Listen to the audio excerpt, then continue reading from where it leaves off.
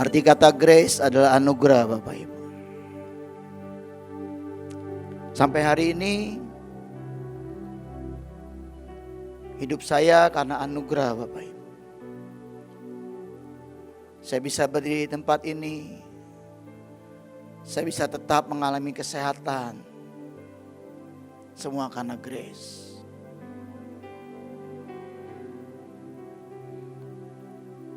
Hari-hari ini mungkin Bapak Ibu melihat berita yang begitu mengerikan.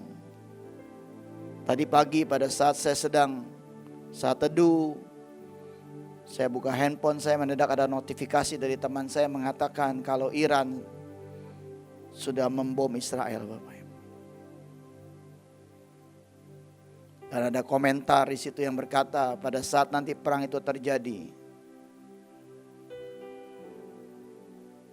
anak-anak Tuhan yang percaya akan rapture Bapak Ibu. Semua tertulis di dalam Alkitab. Tapi waktu saya merenungkan, kalau sampai rapture itu terjadi hari-hari ini, apakah banyak orang yang layak untuk diangkat? Waktu kita gak banyak Bapak Ibu.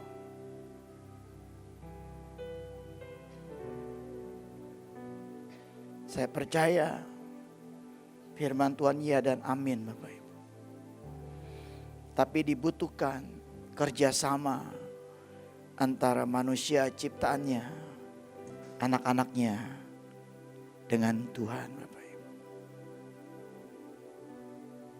Saya berdoa selama firman Tuhan diberitakan, selama firman Tuhan dibagikan, Bapak Ibu buka hati Bapak Ibu.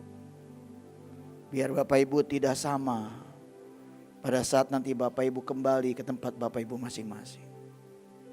Siapa yang ingin bertemu dengan pencipta kita yaitu Yesus, boleh katakan?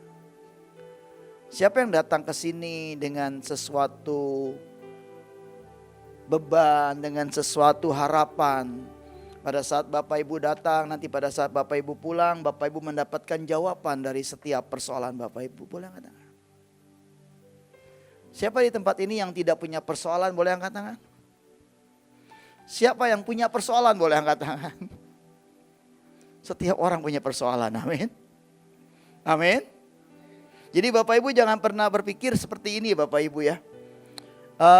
Masalah saya satu misalkan A gitu ya nggak ya.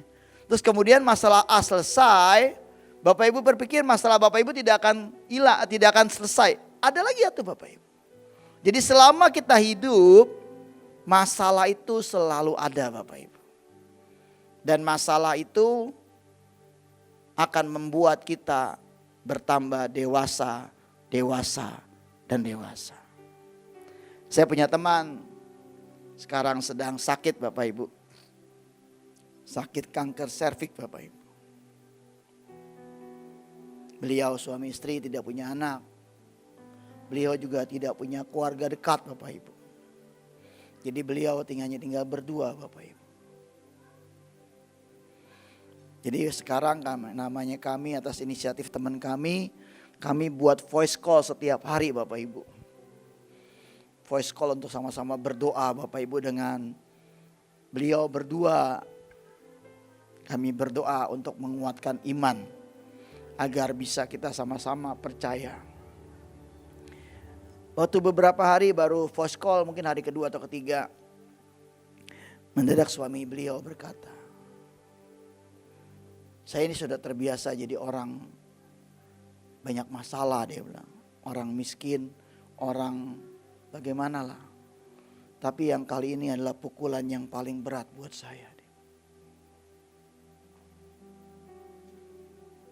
Saya nggak tahu apa rencana Tuhan dalam hidup saya. Tapi ini adalah yang paling berat.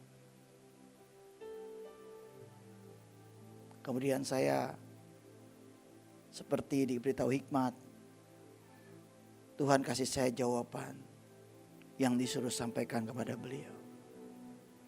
Saya bilang, kalau kita masih ikuti proses, kalau kita masih diizinkan Tuhan mengalami masalah demi masalah, dan masalah itu mendadak bertambah berat, bertambah kita angkat tangan Bapak Ibu, itu berarti Bapak Ibu akan dijadikan permata yang mahal harganya Bapak Ibu.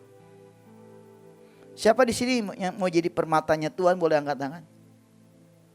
Semuanya mau jadi permata, betul? Siapa di sini yang mau jadi raja walinya Tuhan Bapak Ibu? Semuanya mau Bapak Ibu. Kalau kita belajar tentang hidup raja wali, gak gampang Bapak Ibu.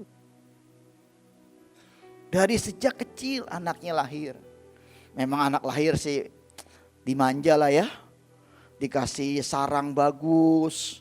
Sarangnya bisa menahan cuaca dingin panas ya kan. Empuk ya kan. Mungkin kalau sekarang kita manusia ranjangnya king coil ya enggak. King coil semuanya lah. Tapi pada saat tertentu induknya melihat anaknya harus diajar terbang. Yang terjadi apa? Sarang bagus itu, sarang yang dibuat begitu bagus, itu mendadak dihabiskan oleh induknya sendiri. Dan induknya tanpa bicara ABCD sama anaknya diteng-teng. Pakai paruhnya dibawa tinggi sampai dia bilang ini mamaku mungkin gila kali. Kemudian turun Bapak Ibu. Dilepas Bapak Ibu. Sampai dia bilang ini mama kenapa ya. Dia teriak-teriak gak bisa Bapak Ibu. Tapi pada saat sudah mau sampai lantai. Mendadak itu induk bus ambil lagi Bapak Ibu. Dan itu dilakukan berkali-kali. Sampai anak burung Raja Wali itu mengerti. Oh, ternyata saya sedang diajar terbang. Baru dikepakkan sayapnya. Dan sejak saat itu, Raja Wali itu harus apa-apa sendiri. Nyari makan sendiri, menghadapi musuh sendiri. Dan saya mau berkata buat Bapak Ibu. Kita adalah Raja Wali, Raja Walinya Tuhan. Jadi kalau saat kita menghadapi begitu banyak masalah. Dan masalah itu berat. Bapak Ibu berkata, yes Tuhan. Aku akan jadi Raja Wali, Raja Walimu. Yang semakin dewasa Bapak Ibu. Amin. Amin. Bapak Ibu, hari ini saya mau belajar tentang satu hal buat kita semua. Boleh PPT-nya ditampilkan? Hari ini saya mau belajar, kita mau belajar tentang kata forgive Bapak Ibu. Pak, kenapa 4 itu forgive tulisannya 4 give? Iya. 4 itu bicara tentang tanggung jawab Bapak Ibu. Forgive artinya mengampuni.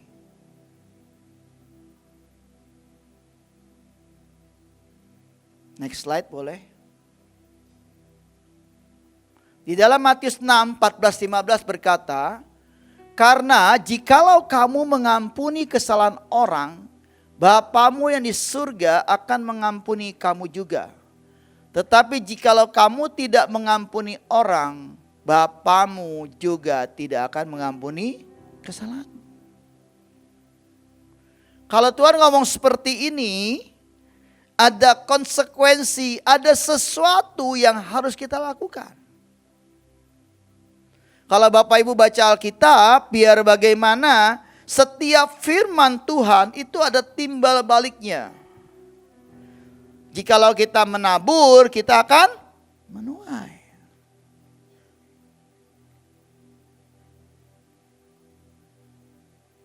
Di sini dikatakan, jikalau kamu mengampuni kesalahan orang. Di sini ada konsekuensi yang Bapak Ibu mesti mengerti loh. Kalau kita tidak mengampuni orang yang bersalah kepada kita, otomatis Bapa di surga juga tidak akan mengampuni kesalahan kita. Waktu saya sedang menyiapkan firman ini Bapak Ibu, saya kaget Bapak Ibu. Ternyata kata mengampuni, tindakan mengampuni itu mempunyai dampak yang begitu besar buat hidup kita sekarang sampai nanti Bapak Ibu. Apa aja? Coba next. Bapak Ibu lihat. Konsekuensi tidak mengampuni tertulis di dalam Matius 11 ayat 24 ayat 26 sampai 26. Dikatakan seperti ini. Karena itu aku berkata kepadamu, apa saja yang kamu minta dan doakan, percayalah bahwa kamu telah menerimanya. Maka hal itu akan diberikan kepadamu. Berhenti dulu, lihat. Karena itu, ini Tuhan aku ya, berkata kepadamu, apa saja yang kamu minta dan doakan, percayalah bahwa kamu telah menerimanya. Maka hal itu akan diberikan kepadamu. Jadi gini loh Bapak Ibu. Bapak Ibu baru ngomong gini, Tuhan aku minta kesembuhan. Percaya kesembuhan sedang terjadi. Amin. Amin. Gak butuh waktu lama loh. Tuhan aku minta kelimpahan. Mendadak Tuhan kasih kelimpahan buat kita. Pak, kelimpahan itu apa? Kelimpahan itu bukan berarti punya uang banyak Bapak Ibu. Uang banyak itu salah satu faktor. Tapi kelimpahan itu bicara apa? Bapak Ibu sehat. Bapak Ibu tidak kena celaka. Bapak Ibu dijagai oleh para malaikat Tuhan. Itu namanya kelimpahan. Di sini luar biasa gak? Dikatakan jikalau kamu minta dan doakan, percaya.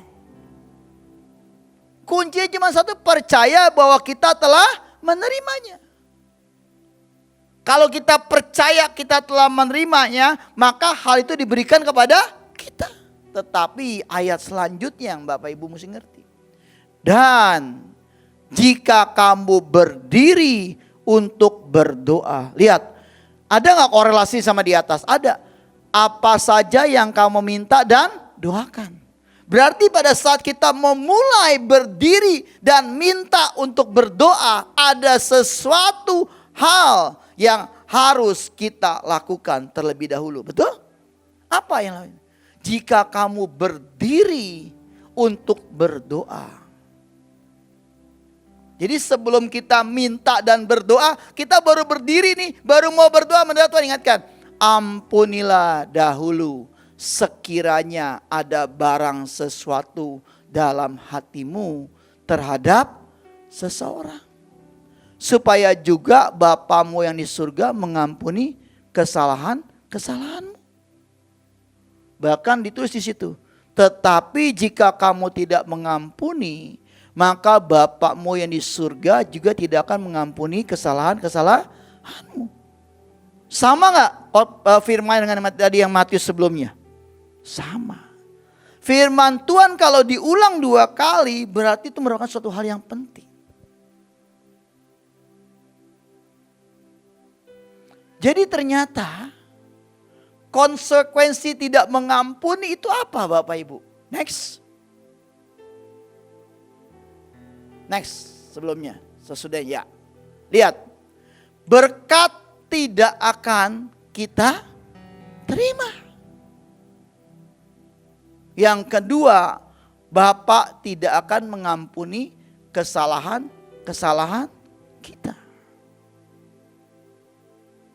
Saya pada saat saya sedang menyiapkan ini, saya kaget Bapak Ibu. Siapa di sini yang pernah mengalami disakiti, boleh katakan? Wih, yang gak angkat tangan berarti belum pernah disakiti. Siapa di sini yang pernah merasa ditusuk dari belakang? Ada? Saya angkat tangan terus Bapak Ibu. Karena saya merasakan begitu banyak hal Bapak Ibu. Yang bisa menyakiti kita, yang bisa menusuk kita, itu teman baik, saudara, atau orang jauh. Teman baik. Betul? Saudara, betul? Jadi kalau saudara kata, Pak saya gak mau disakiti Pak. Tinggal di hutan jauh banget ya. Yang kagak ada manusia, ngomongnya sama monyet. Kayak Tarsan. Tapi kalau Bapak Ibu berinteraksi dengan sesama kita, Bapak Ibu jangan pernah berharap setiap orang itu akan menyenangkan kita.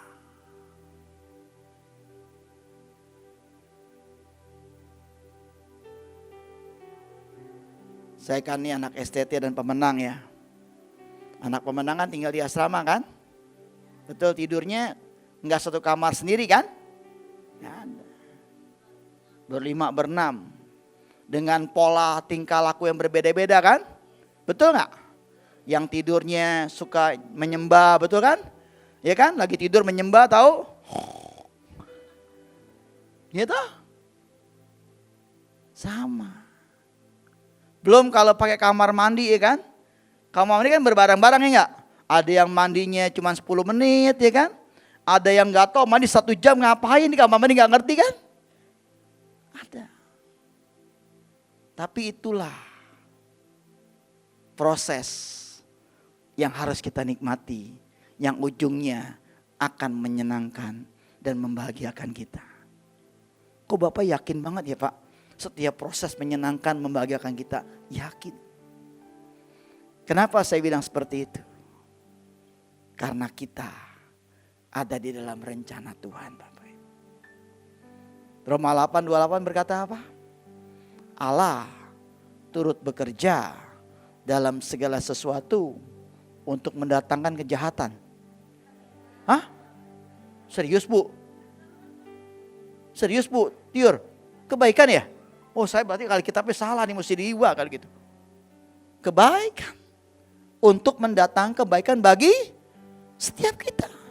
Orang-orang yang terpanggil sesuai dengan rencana Allah.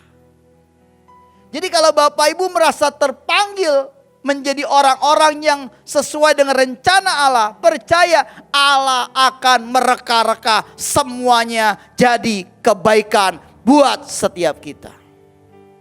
Amin. Siapa yang nyangka orang yang berdiri di tempat Bapak Ibu sekarang ini bekas bandar narkoba dan pemakai. Penjudi kelas kakap, penjina. Di dalam Korintus tuh dosa cuma 5 dosa bangsa Israel, betul? Saya kalau suruh tulis dosa mungkin kagak cukup tuh 1 lembar. Tetapi karena kuasa darahnya, kuasa salibnya memindahkan saya dari kegelapan kepada terangnya. Dan Allah turut bekerja apa? Sekarang saya bisa seminar. Seminar apa? Seminar narkoba Bapak Ibu. Orang-orang yang narkoba kalau dinasihati sama orang yang tidak pernah narkoba, percaya kata-kata saya. Gak percaya dia. Kayak orang buta, bintang kecil di langit yang biru. Emang bintang kecil? Katanya. Betul? Saya berapa kali ngalamin, pertama kali saya mengadakan sharing di penjara Bapak Ibu. Pada saat saya bilang, saya masuk ke lapas narkoba. Pertama kali saya mau sharing, mereka ada 2-3 orang angkat tangan. Belum saya sharing loh. Mereka bilang, Bapak pernah narkoba enggak? Saya bilang, saya pernah narkoba. Dan saya diselamatkan oleh anugerahnya dari Tuhan Yesus. Oh boleh Pak, mari kita sharing Pak. Karena mereka tahu. Kalau saya pernah narkoba berarti saya merasakan juga apa yang mereka alami. Itu yang namanya Roma 8:28. Jadi saya mau berkata buat Bapak Ibu. Hari-hari ini saya kaget banget ya Bapak Ibu, hari-hari ini begitu banyak kekejaman ya Bapak Ibu ya. Ada orang yang gak jelas ngebunuh saudaranya. Ada orang gak jelas ngebunuh dia punya will. Bahkan dia bunuh anaknya yang terjadi di Bekasi bulan lalu. Anaknya meregang nyawa. Bukannya ibunya berhenti, malah makin ditusuk 20 kali Bapak Ibu. Kenapa sih seperti itu? Saya kemarin ditelepon teman saya. Teman saya baru lepas dari penjara Bapak Ibu. Menurut saya dia adalah teman yang paling baik buat saya. Agamanya bukan Kristen. Tapi waktu saya bertobat, saya punya utang sama dia. Dia tidak nagih sama saya. Waktu itu saya punya uang, saya datangi dia. Saya bilang, saya punya uang, saya boleh gak bayar utang kamu 50% dulu. Dan ada satu statement yang saya jarang orang perkatakan. Waktu dia terima uangnya dia bilang begini, bro, sisanya gak usah dipikirin bro. Gue anggap lunas bro. Saya kaget Bapak Ibu. Kenapa dia begitu baik? Karena agama dia mengajarkan tentang hukum karma Bapak Ibu. Kalau lo buat baik sama orang, orang akan baik sama lo. Dan dia masuk penjara karena penggelapan uang. Tapi yang masukin dia penjara adalah salah satu temannya. Yang waktu kena KPK ditolong sama dia. Bahkan sekarang dia tinggal di kontrakan. Karena rumahnya ingin diambil juga sama temannya. Terus dia main ngomong sama saya. Gue gak ngerti itu katanya. Gue udah berasa buat baik sama semua orang. Tapi kenapa gue dapat balasan seperti ini? Nah di situ saya baru mulai masuk firman Tuhan. Saya bilang bro, kebetulan bro, besok gue pengen khotbah tentang mengampuni. Lu mesti mengampuni bro. Kalau lu gak mengampuni, berkat itu gak akan turun bro. Meskipun dia bukan agama kita, tapi minimal setiap taburan firman itu akan membuat dia satu saat diingatkan oleh Tuhan. Ada firman yang berkata kita menabur, Apolos menyiram. Nabur sama menyiram sama gak porsinya? Sama. Tetapi yang paling penting apa? Di firman selanjutnya, Allah yang memberikan pertumbuhan. Berarti yang paling penting apa? Allah yang memberikan pertumbuhan. Jadi kalau Bapak Ibu menabur firman, menabur kebaikan, dan Bapak Ibu berasa, kagak ada dampaknya. Percaya, berkat, dampak itu pasti akan terjadi pada setiap kita. Indah pada waktunya. Amin. Nah saya mau berkata buat Bapak Ibu. Saya punya cerita Bapak Ibu. Saya ini waktu tahun lalu sejujurnya itu merupakan masa yang paling berat buat saya. Saya diizinkan Tuhan karena kesalahan saya mengalami proses yang gak gampang Bapak Ibu.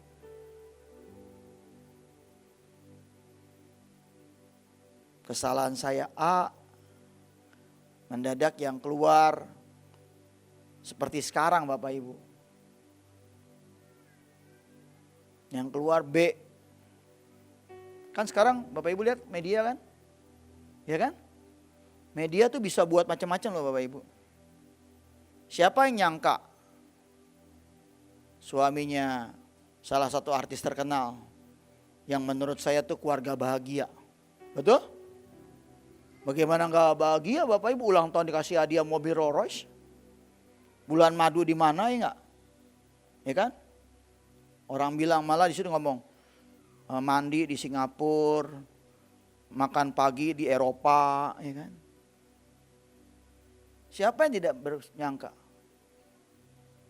Di situ saya baru sadar Bapak Ibu. Di dunia tidak ada yang abadi. Yang abadi ada di surga Bapak Ibu. Di dunia kita tidak pernah tahu apa yang akan terjadi besok. Tapi di surga kita akan terus menyembah. Dan umur kita tidak pernah tua Bapak Ibu. Kita akan terus meloncat-loncat. Amin. Kita akan terus lempar mahkota. Karena yang berhak menerima mahkota itu adalah Tuhan. Balik Bapak Ibu. Konsekuensi tidak mengampuni. Bapak Ibu tahu saya marah Bapak Ibu. Bapak tetap baca Alkitab. Oh tetap Bapak Ibu baca Alkitab itu makanan sehari-hari saya Bapak Ibu. Bapak tetap ibadah Bapak Ibu. Tapi dalam hati manusia siapa yang tahu betul? Orang tidak pernah tahu Bapak Ibu. Orang cuma tahu saya ketemu orang, hai Ibu Tiur, ketawa saya. Hai Ibu Cani, saya ketawa. Saya ketawa sama dengan semua orang. Tapi apakah Bapak Ibu tahu apa yang dalam saya? Yang tahu itu Tuhan. Dan saya merasakan berkat saya berat banget Bapak Ibu. Setiap ada kesempatan, kelihatannya tinggal satu langkah lagi saya terima PO. Mendadak hilang Bapak Ibu.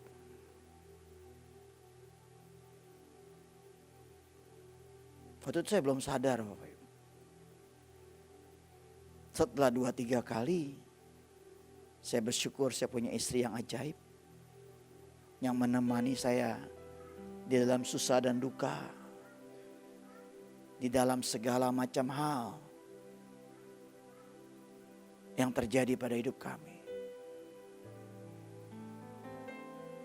Dia ingatkan saya, Pak, ampuni Pak. Apakah kemudian saya mengampuni? Saya keraskan hati saya. Bahkan saya berargumen dengan Tuhan, saya berkata seperti ini sama Tuhan. Tuhan, aku kan salahnya ini. Kenapa yang di blow up ini? Seakan-akan udah salah, masih ngebela diri, betul? Dan Tuhan gak jawab. Dan itu berlangsung 3-5 bulan Bapak Ibu. Hidup kami benar-benar berat Bapak. Dan tidak pernah ada yang tahu. Karena saya selalu dari awal saya ketemu Tuhan. Saya tidak pernah mau bawa masalah saya. Cerita-cerita masalah saya kepada orang-orang. Saya punya prinsip kalau saya sudah menang, baru saya cerita. Dan itu memuliakan nama Tuhan. Bapak Ibu tahu, satu waktu saya sedang berat banget. Saya sedang menghadapi kenyataan 2-3 order saya mendadak di hold Bapak Ibu. Sedangkan saya sudah punya pikiran kalau ini berhasil, saya bisa bayar sebagian dari kewajiban saya, bla bla bla segala macam. Pada saat saya sedang di kamar mandi,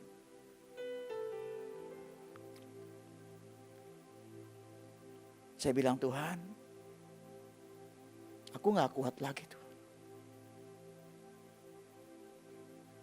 Aku sudah tidak tahu aku harus bagaimana Tuhan.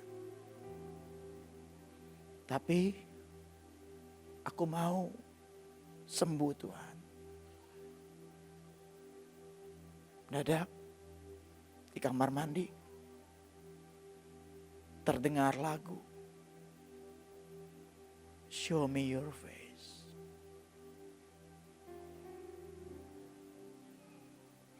Dan lagu itu bergema di kamar mandi saya. Dan saya tidak bisa tahan. dengan hadirat Tuhan yang begitu kencang. Dan saya nangis tersungkur.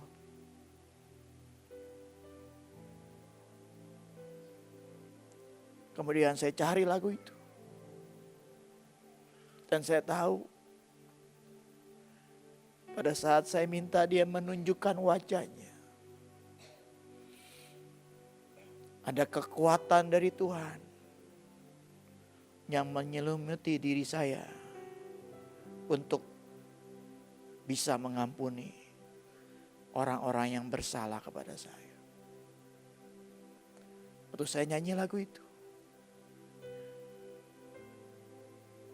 saya gak bisa tahan dan saya bilang, Tuhan, aku mau mengampuni Tuhan. Dan Bapak Ibu tahu, seminggu kemudian order saya yang kepending begitu banyak, mendadak satu persatu datang. Bapak Ibu.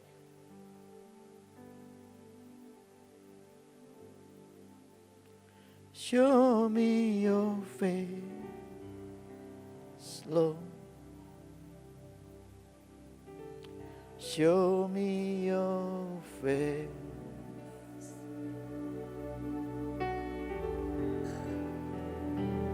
And then gird up my leg, that I might stand in this holy place. Show me your face. Show me your face, Lord. Your power and your grace.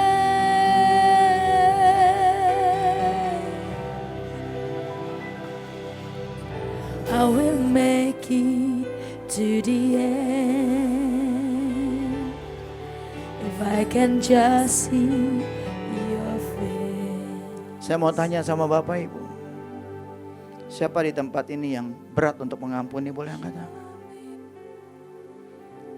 Yang punya rasa berat banget mau mengampuni orang yang mungkin pernah mencederai Bapak Ibu. Kalau Bapak Ibu merasa seperti itu, Bapak Ibu taruh tangan Bapak Ibu di dada. Biarkan kita nyanyikan lagu ini sambil Bapak Ibu berkata, show me your face, bicara, tunjukkan dirimu Tuhan, tunjukkan wajahmu. Show me your face, Lord. Minta Tuhan pertemukan Bapak Ibu pribadi lepas pribadi. Show me your face. Then gird up my legs. And then gird up my leg, that I might stand in this holy place. Buat kakiku ini bisa dikuduskan untuk diri di tempat kudusmu.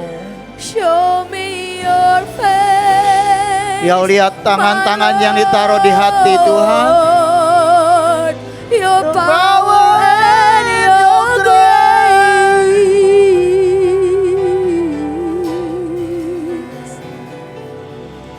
I will make it to the end if I can just see your face. Show me your face. Show me your Saya minta dengan rendah hati, Bapak Ibu yang taruh tangan di dada boleh bangkit berdiri di tempat Bapak Ibu masing-masing. Show me your face.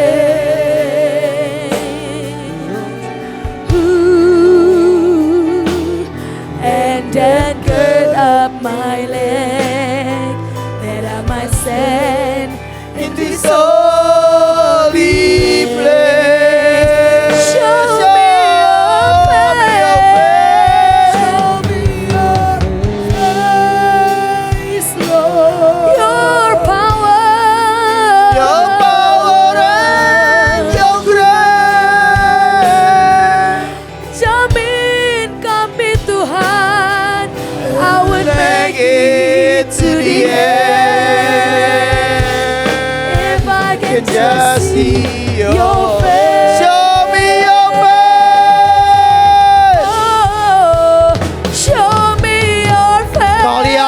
anak-anak-Mu yang berdiri Tuhan.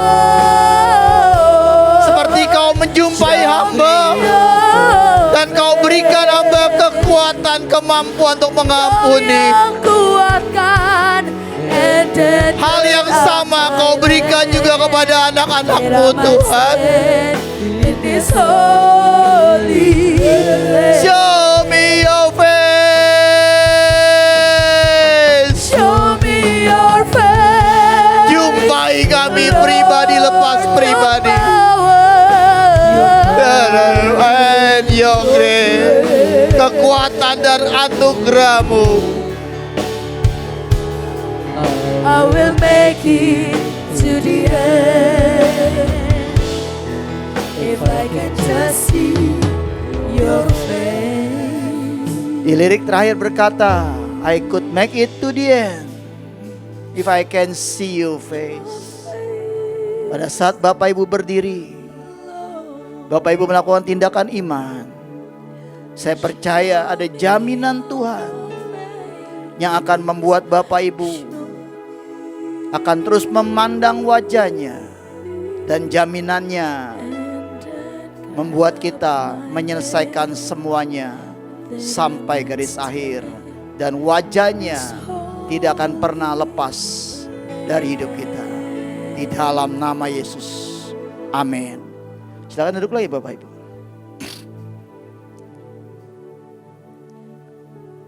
Di sini dikatakan, dan jika kamu berdiri untuk berdoa, boleh PPT yang berdiri Bapak Ibu. Lihat, apa arti berdiri? Saya juga pertama kali bingung, maksudnya apa berdiri itu? Ternyata berdiri itu adalah gestur tubuh yang bebas lepas. Tidak ada pendam lagi, kita merdeka Bapak Ibu. Merupakan salah satu cara penting untuk kita menerima semua yang kita minta dan doakan. Pada saat Bapak Ibu merasakan kebebasan itu, Bapak Ibu berdiri dengan tegak, dan tidak ada satupun yang tersembunyi. Kita transparan di hadapan Tuhan. Amin. Next. Apa karakter agar dapat mengampuni sesama kita? Kolose 3 ayat 13. Sabarlah kamu seorang terhadap yang lain, dan ampunilah seorang akan yang lain. Apabila yang seorang menaruh dendam terhadap yang lain, sama seperti Tuhan telah mengampuni kamu, kamu perbuat jugalah demikian. Jadi yang pertama kali Bapak Ibu harus sabar. Jangan orang sudah salah sekali, ya enggak ya? Nipu Bapak Ibu sekali, datang maafin saya dimakan orang. Yaudah saya maafin. Ya kan? Dia datang lagi pinjam uang lagi. Contoh saya misalkan ke Bu Canita. Bu Canita pinjam uang dong. Oh boleh Pak, berapa Pak? 5 juta buat bisnis. Oh ini Pak, ada Pak, yuk. Seminggu kemudian datang, Bu Canita maaf ya, uangnya ketipu saya. Jadi Pak, gak bisa ganti, maafin saya. Oh iya Pak, saya maafin. Masih bisa ketawa. Kedua kali datang nih, Bu Canita pinjam uang lagi. Berapa Pak? 5 juta lagi. Karena dengar pesan firman Tuhan hari ini, ya enggak ya? Bu Canita sabar, gitu, kasih lagi. Seminggu lagi, Bu maaf Bu, tipu lagi Bu.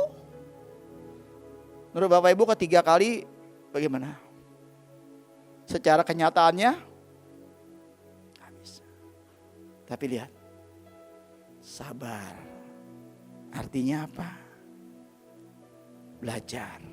Tuhan, bahwa itu uangmu Tuhan. Aku percaya aku hanya jadi bendaharamu Tuhan. Maafkan aku kalau aku salah langkah Tuhan. Tapi kalau memang Kau izinkan aku untuk memblessing, ya sudahlah Tuhan, aku blessing Tuhan. Itu. Yang kedua, next. Tetapi hendaklah kamu ramah seorang terhadap yang lain, penuh kasih mesra dan saling mengampuni, sebagaimana Allah dalam Kristus telah mengampuni kamu. Tadi yang pertama sabar, yang kedua ramah. Mungkin saya ketiga kali datang ke Bu Canita kalau masih tetap tersenyum, berarti masih ramah. Tapi kalau misalkan saya datang dari jauh sudah dicembetutin, ya toh? Ini ngapain lagi nih Pak Step nih? Jangan-jangan mau minjem uang lagi nih. Yang satu dua ketipu, yang ketiga bagaimana ini? Ya toh? Tapi kalau Bapak Ibu lihat mukanya tersenyum, hai Pak, Shalom. Wih, ramah Bapak Ibu. Ramah itu gak bisa dibohongin Bapak Ibu. Sabar juga gak bisa dibuat-buat, betul? Jadi kita mesti sabar dan ramah. Dan penuh kasih mesra. Next, apa penuh kasih mesra Bapak Ibu? Di sini dikatakan di dalam bahasa Inggrisnya, instead be kind to one another, compassionate, forgiving one another. Compassionate bicara tentang kasih mesra. Apa sih artinya compassionate? Artinya bukan urusan orang lain, tetapi di dalam diri kita sudah punya kebesaran hati untuk terus memaafkan kesalahan sesama kita. Jadi kita gak pernah bisa ngomong ya, karena Bu Canita, saya salah sama Bu Canita bilang itu, Bapak berubah dong Pak, Bapak sudah salah sama saya, gak bisa. Kita tidak pernah bisa merubah orang luar, betul? Tetapi pada saat kita terima kuasa pengampunan itu, mendadak Tuhan akan membuat hati memaafkan kita menjadi besar Bapak Ibu. Setiap ada orang yang salah, iya Tuhan aku percaya aku tidak lebih baik dari mereka kok Tuhan. Bisa ngomong kayak gitu loh, betul? Jadi saya mau berkata buat Bapak Ibu, kasih mesra itu bicara tentang tadi sabar, ramah, penuh kasih mesra itu bicara tentang perubahan di dalam diri kita pribadi Bapak Ibu. Bukan eksternal tapi internal di dalam kita. Tadi saya lanjutkan pada saat saya nyanyi lagu itu dan saya diliputi hadirat Tuhan. Mendadak saya bilang, Tuhan, aku ampuni mereka. Next. Jagalah dirimu. Jikalau saudaramu berbuat dosa, tegurlah dia. Dan jikalau ia menyesal, ampunilah dia. Bahkan jikalau ia berbuat dosa terhadap engkau 7 kali sehari dan 7 kali ia kembali kepadamu dan berkata aku menyesal, engkau harus mengampuni dia. Jadi kita harus punya kebesaran hati. Dasarnya dari mana? Bapak Ibu kita ini tidak pernah luput dari dosa, betul? Siapa sih di sini yang tidak berdosa? Siapa sih di sini yang merasa dirinya lebih daripada yang lain? Gak ada. Nah, sebelum saya akhiri, saya berikan kepada Pak Abraham. Saya mau Bapak Ibu nonton film Bapak Ibu. Ini film bagus Bapak Ibu. Ya, ini film lucu, boleh ditayangkan, ada suaranya. Bapak Ibu lihat.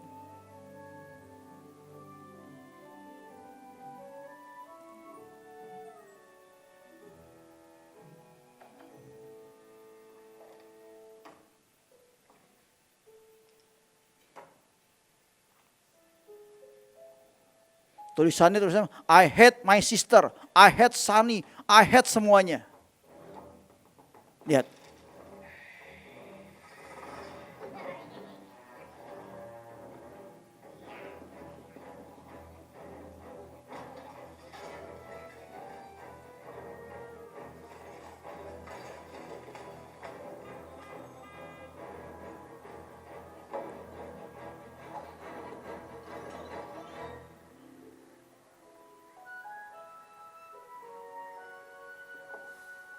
Kakaknya pulang. Namanya Sani kakaknya.